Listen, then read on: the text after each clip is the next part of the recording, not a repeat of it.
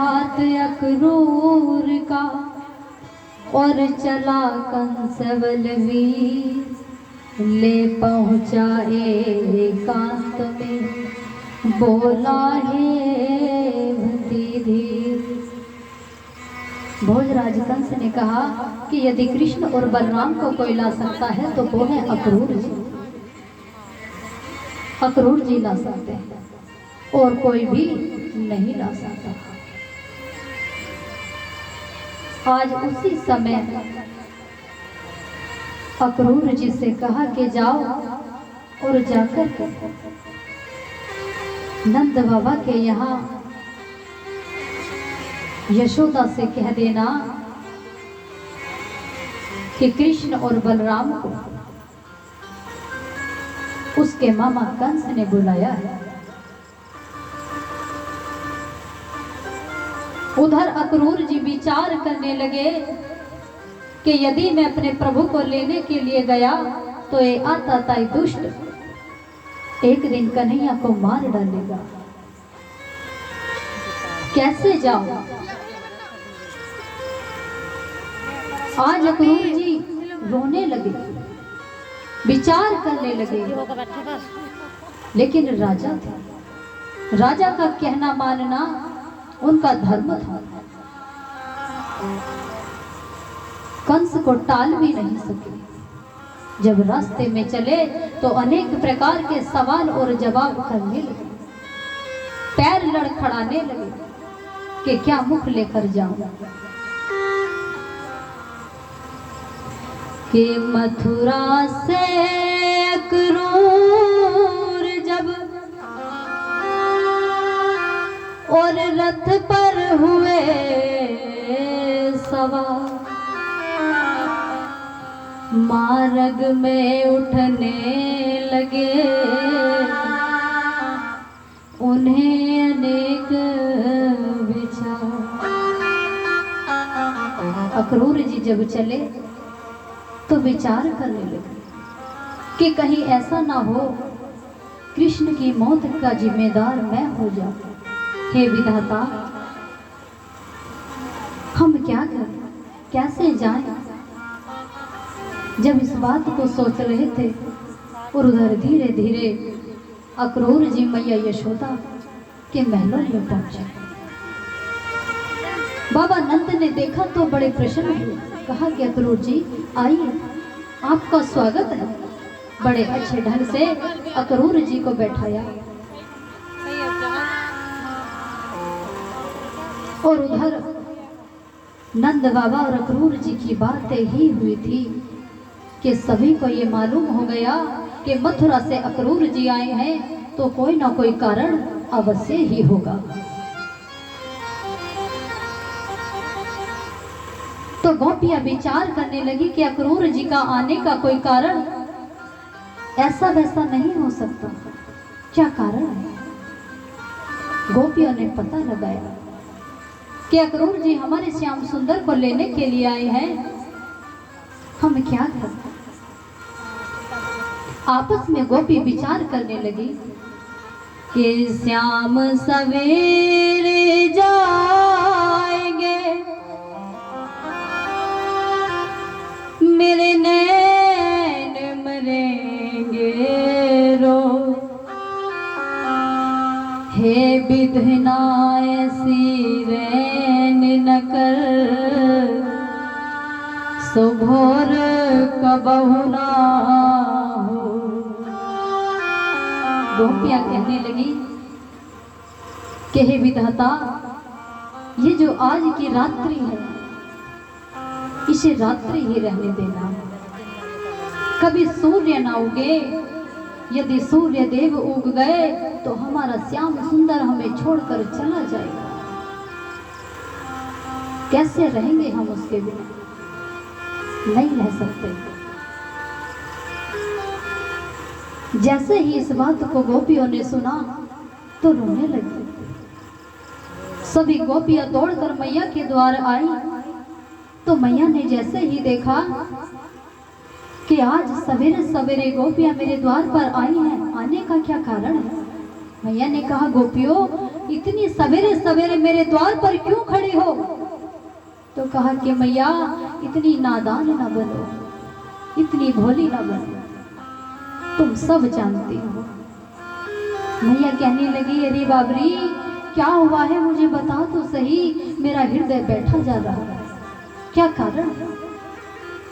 तो कहा कि अक्रूर जी आए हैं, वो हमारे श्याम सुंदर को लेने के लिए आए हैं।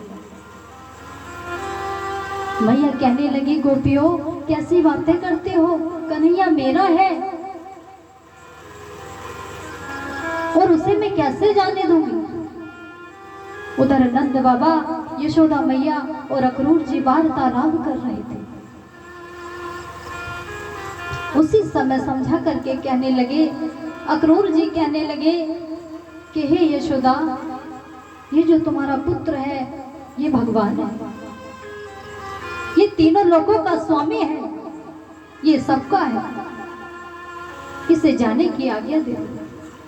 मैया विलाप करने लगी, रोने लगी, कहा कि अक्रूर जी आप कैसी बातें करते हो, तुम भगवान कहते हो, मेरा लाला 4-4 बार भोजन किया करता था, तुम इसे भगवान कहते हो? क्या भगवान को कभी भूख लग सकती है? तुम कहते हो कि मेरा लाला भगवान है, ऐसा न कहिए।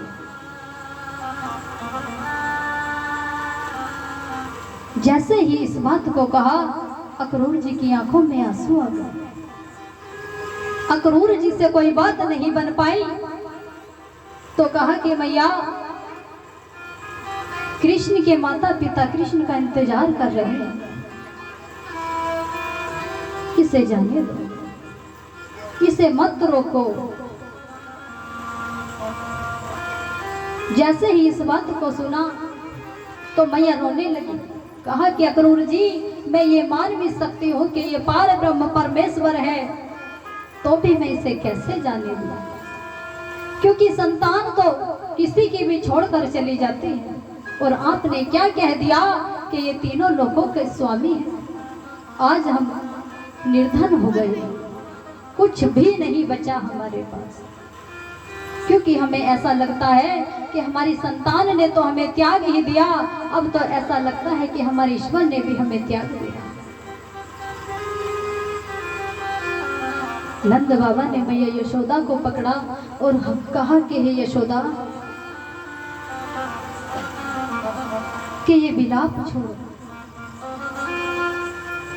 चिंता ना करो, जो विधि का विधान है वो तो होकर ही रहता है। करवन सो मिलवा भया और करमन ही बिछड़ाए, अर बावरी करम सुधार ले, करम काहे बिगड़ाए। नंद बाबा समझा कर कहने लगे यशोदा,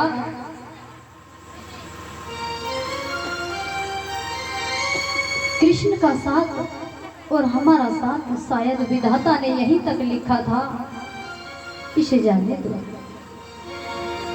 जैसे ही नंद बाबा के मुख से इस बात को सुना, मैया उसी समय मूर्छित अवस्था को प्राप्त हो गई। और उधर ठाकुर जी मैया के पास आए और मैया की इस दशा को देखा तो रोने लगे, और प्रभु कुछ न कहकर अपने कक्ष में चले गए।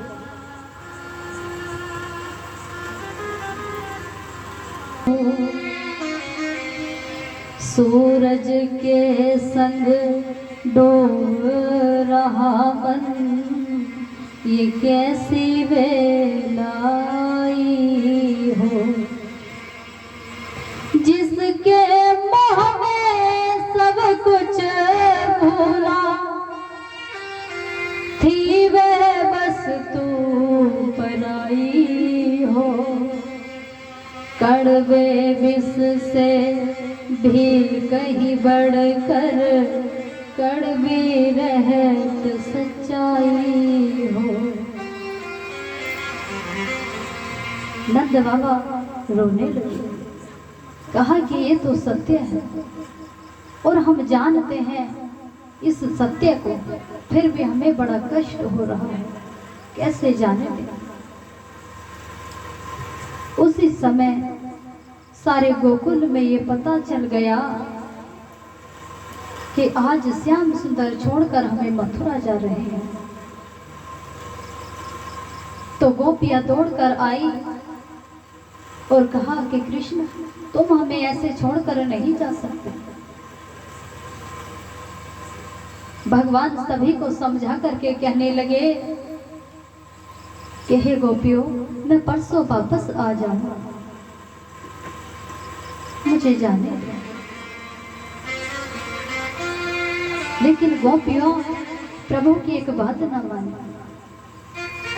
ग्वाल वालों को समझाया, सखाओं को समझाया, उधर गोपियां दौड़कर रास्ते में लेट गई। कहा कि कन्हैया, यदि हमें छोड़कर जाना ही चाहते हो तो बेशक चले जाओ, लेकिन हमारी लाश से गुजर कर जाना होगा। आप मथुरा जाना चाहते हो, चले जाइए, इस रथ को हमारे ऊपर से उतार कर चले जाओ। उसी समय प्रभु रथ से उतरे, एक एक गोपियों को उठाया और प्रभु समझाने लगे। और उधर राधा रानी प्रभु के नजदीक भी ना आ सकी। एक वृक्ष के नीचे खड़ी होकर देखती रही, कुछ न कह सकी। तो एक सखी कहने लगी, कन्हैया जा तो रहे हो, लेकिन जाने से पहले एक बार अपनी राधा से तो मिलते जाओ। उसी समय भगवान राधा रानी के पास आए और जैसे ही राधा रानी के पास आए तो कहा कि राधा, तुम सब कुछ जानती हो। जबकि चाहती तो राधा रानी भी जा सकती थी, लेकिन वो नहीं गई। तो राधा रानी ने कहा कि हे कन्हैया, यदि तुम जाना चाहते हो तो चले जाओ, हम तुम्हें नहीं रोकेंगे, लेकिन जाते जाते हमें इतना बता जाओ कि तुम कब लौट करके आओगे। प्रभु कहने लगे कि मैं परसों वापस आ जाऊंगा। जब इस बात को सुना, उसी समय एक गोपी बोली, कन्हैया एक बात सुनते जाओ, जब तुम मथुरा में जाओगे तो तुम्हें वहां बहुत सुंदर सुंदर महल दिखाई देंगे, बड़ी सुंदर सुंदर सखियां दिखाई देंगी। तो हमारी विनती है कि हमें भूल मत जाना।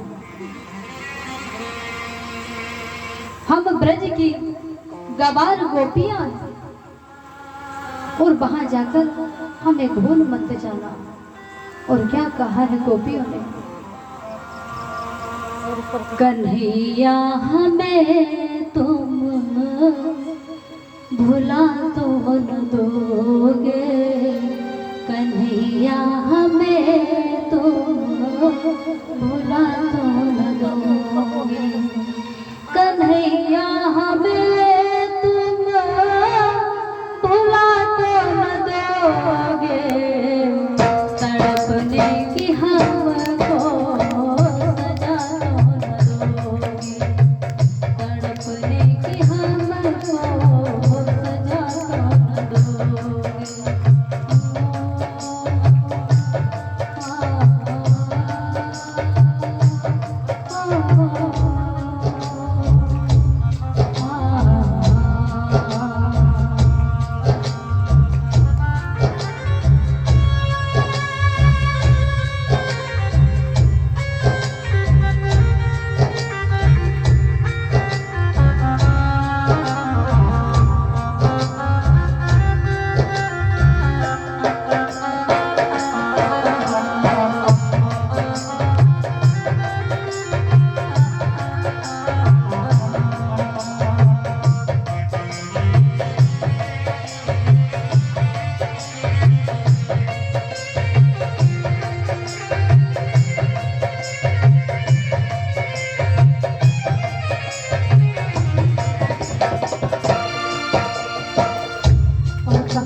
कि हे कन्हैया वहां जाकर हमें भूल मत जाना।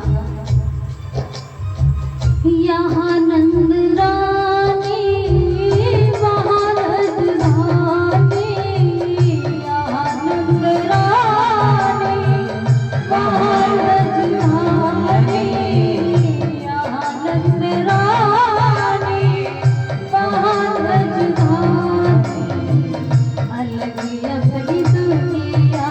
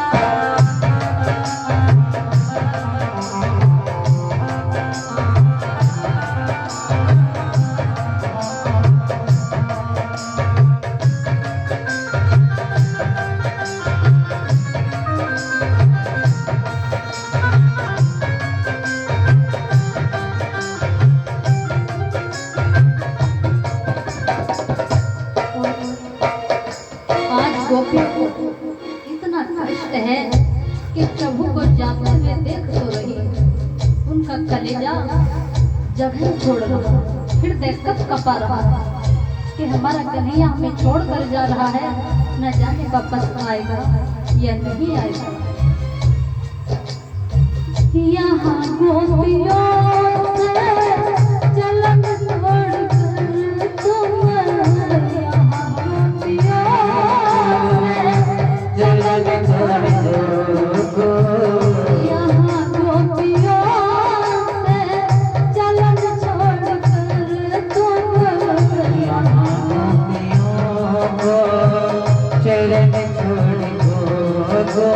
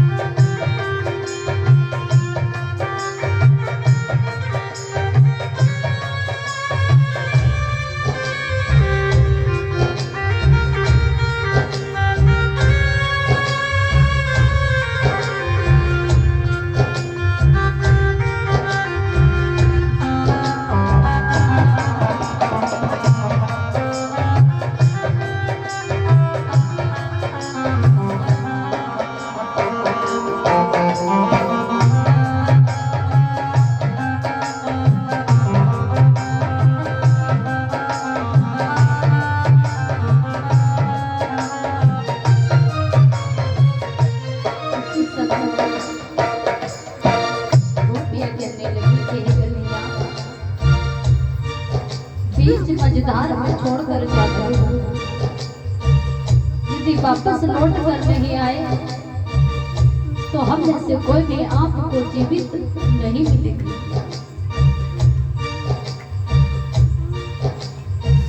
भंवर में फंसा मोहब्बत की मैया, भंवर में फंसा गए मोहम्मद की मैया। खबर में धसा मोहब्बत की नैया। खबर में फंसा गए मोहम्मद की मैया। खबर में धसा मोहब्बत की नैया। खबर में फंसा गए मोहब्बत की नैया। कहीं पीछे इसको कहीं पीछे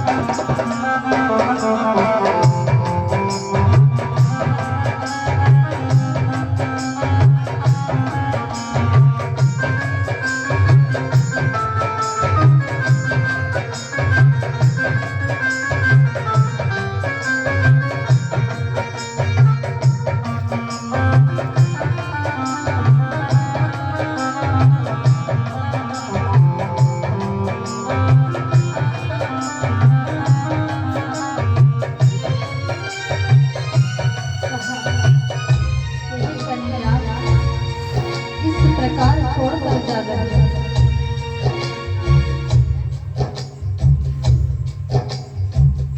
जब इस प्रकार से कन्हैया ने कहा कि हे गोपियों, मैं परसों वापस आ जाऊंगा और मैं आपको ये कहकर जा रहा हूँ, मेरी बात का भरोसा करो। और भक्तों, जब इस बात को कहा तो गोपियां रोने लगी। परदेसियों से न दिल को लगाना, परदेसियों से न को लगाना, परदेसियों से न दिल को लगाना, परदेसियों से न अखियाँ मिलाना।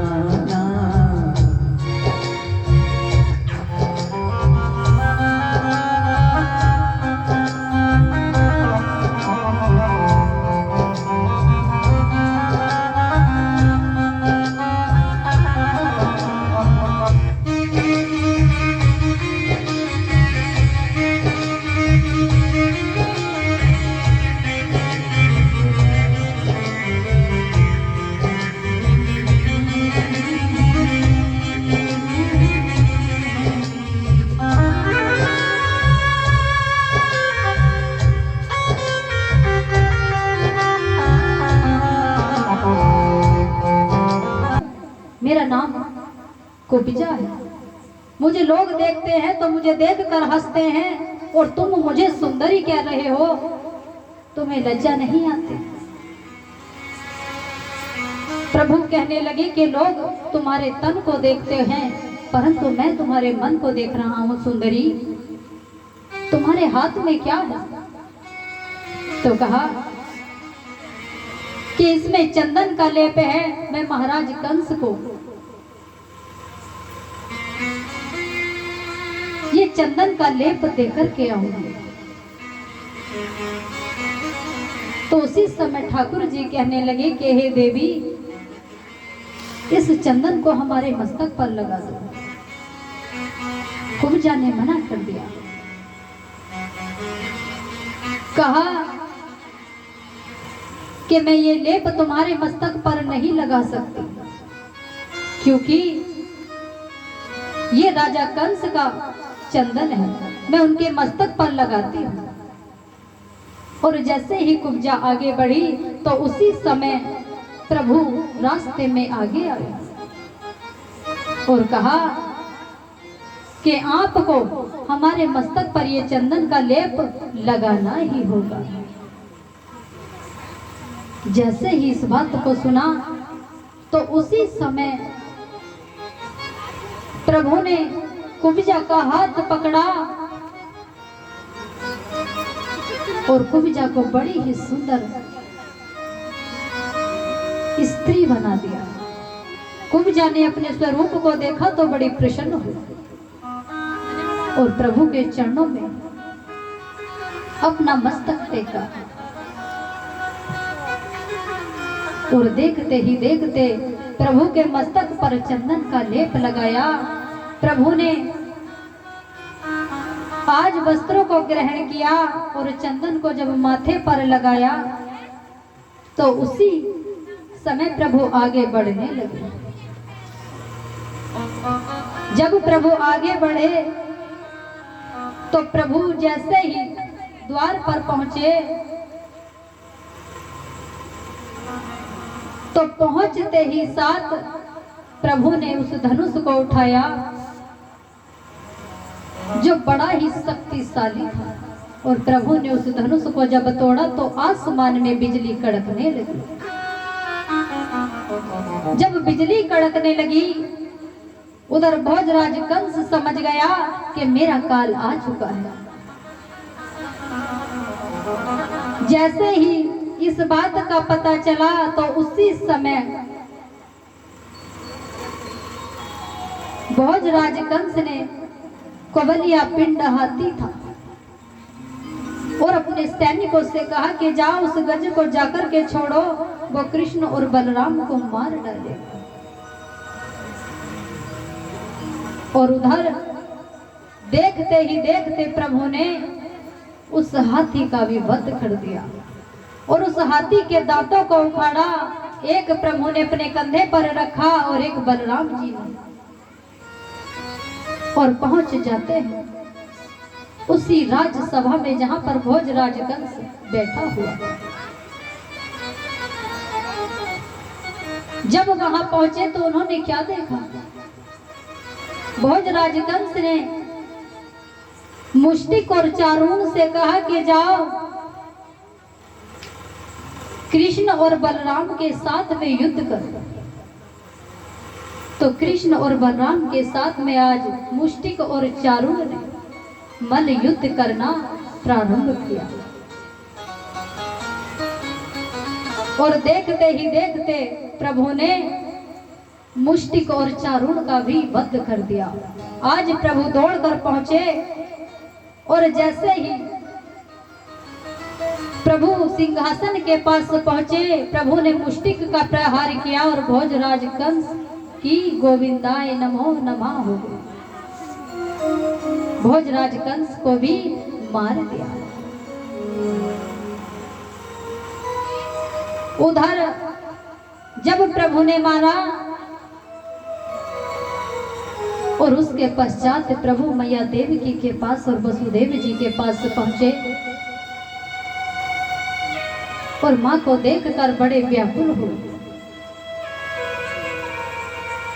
मैया देवकी ने अपने पुत्र को देखा तो आंखों से अश्रु बहाने लगी कि आज इतने दिन के बाद हमारी याद आई है लाला, इतने समय के बाद आया है।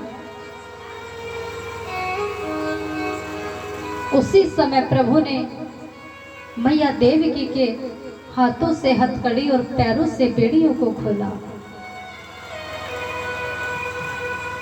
नंद बाबा उधर विचार कर रहे थे, न जाने हमारा कृष्ण कहाँ और कैसे होगा। और आज ठाकुर जी वसुदेव जी के हृदय से लिपट कर रोने लगे। उसी समय महाराज उग्रसेन के पास पहुंचे तो क्या देखा कि भोजराज कंस ने अपने पिता को भी कारागार में बंद करके रखा। प्रभु ने जाकर के उग्रसेन को उस काल कोठरी से निकाला।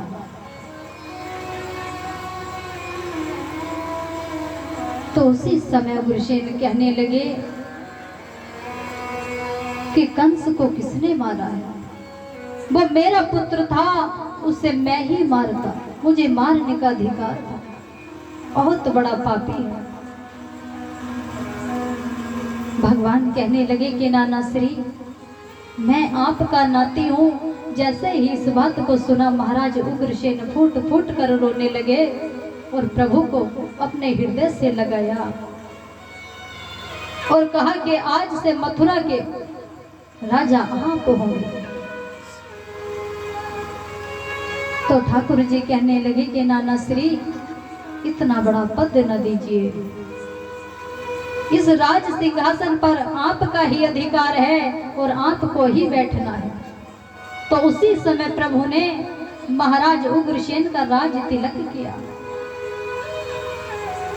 धीरे धीरे समय गुजरने लगा और प्रभु मथुरा में बहुत ही अच्छे से रहने लगे। एक दिन मैया देवकी ने ठाकुर जी के लिए गोरस्से वाली मिठाई बनाई, माखन मिश्री भी परोसी।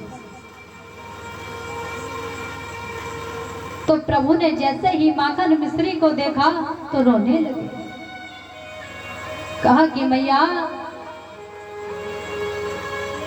मुझे भूख नहीं है। और प्रभु ने थाली को प्रणाम कर कर और वापस चले गए। मैया ने कहा कि लाला क्या बात है, बात बता।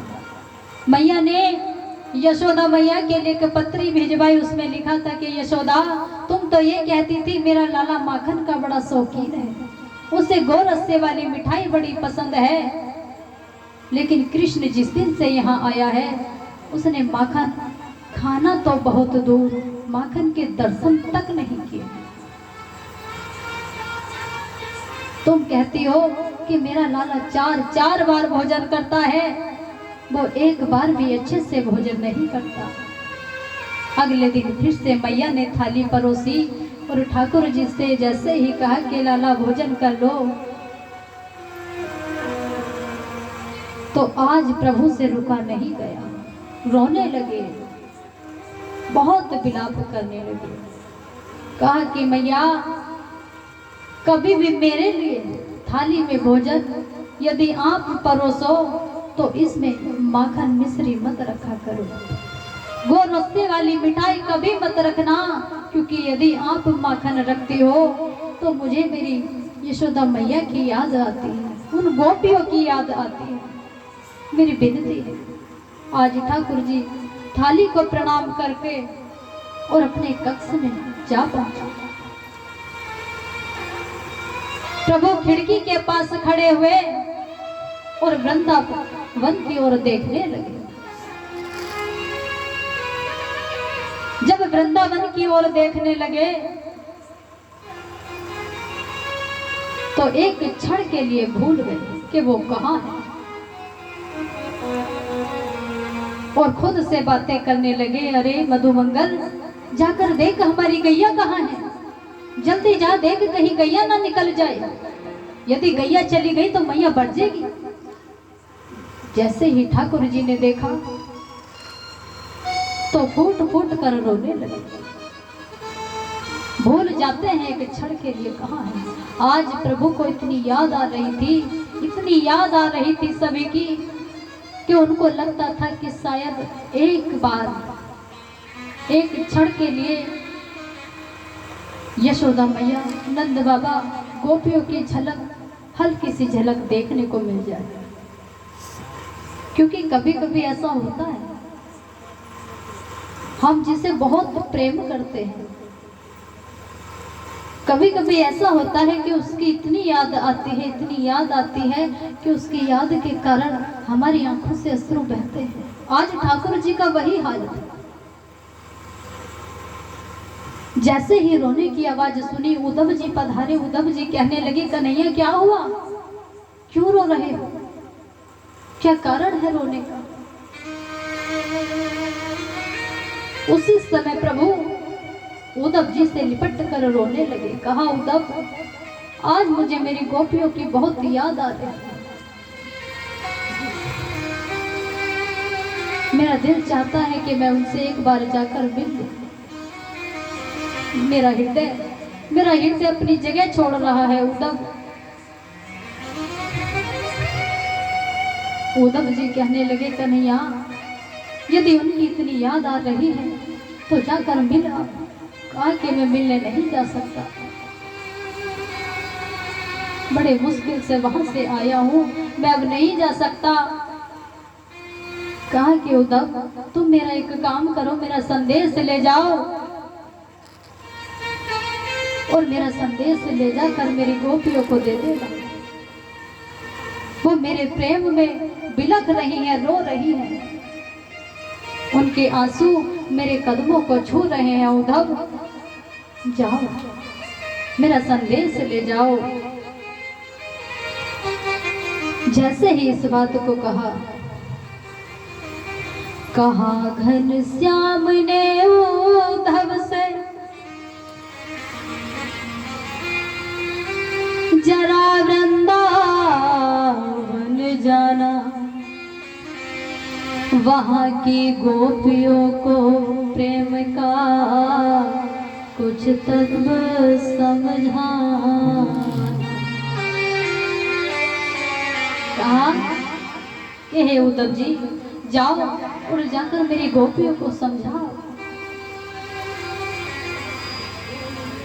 तो उसी समय उद्धव जी कहने लगे कि हे कृष्ण, आप कैसी बातें कर पहुंचे? तो अक्रूर जी से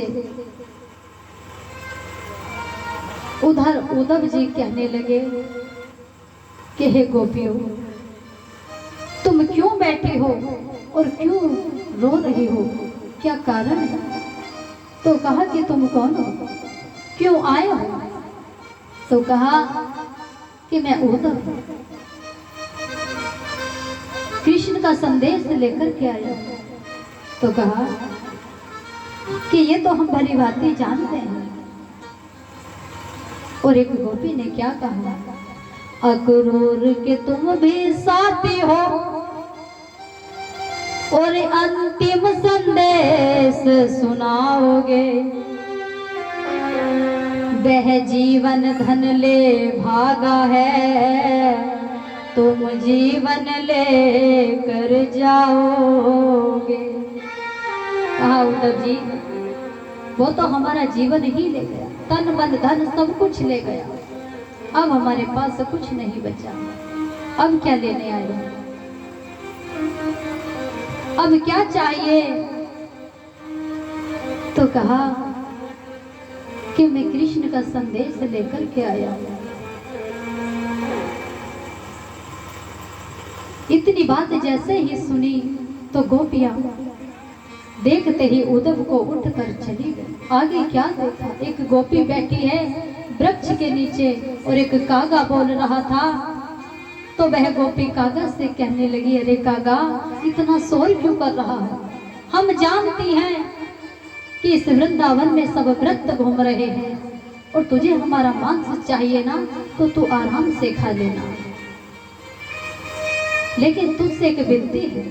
ये सब उद्धव जी देख रहे थे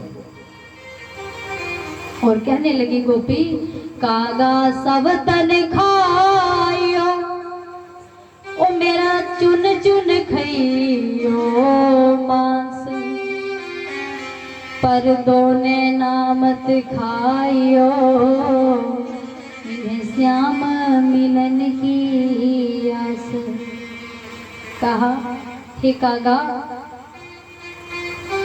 तू हमारे इस शरीर को नोच नोच कर खा लेना, लेकिन तुझसे एक विनती है, हमारे नैनों को मत फोड़ना, हमारे नैनों को मत खाना, क्योंकि हम श्याम सुंदर के दर्शन के लिए रोज उसकी राह देखते हैं।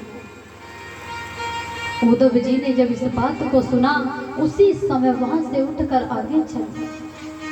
तो एक गोपी कहने लगी कि हे बहन, आज बहुत समय हो गया, कन्हैया अभी तक हमसे मिलने नहीं आया, आज हमें बड़ी पीड़ा हो रही है, वो हमसे मिलने आएगा या नहीं आएगा। उधर राधा रानी एक मंदिर में बैठी हुई रो रही थी। तो एक गोपी क्या कहने लगी कि हे कन्हैया, एक बार आ जा, सिर्फ एक बार। और क्या कहा उस गोपी ने, प्यार झूठा सही दुनिया को दिखाने आजा, प्यार झूठा सही दुनिया को दिखाने आजा, श्याम तू राधा से मिलने के बहाने आजा, श्याम तू राधा से मिलने के बहाने आजा, आजा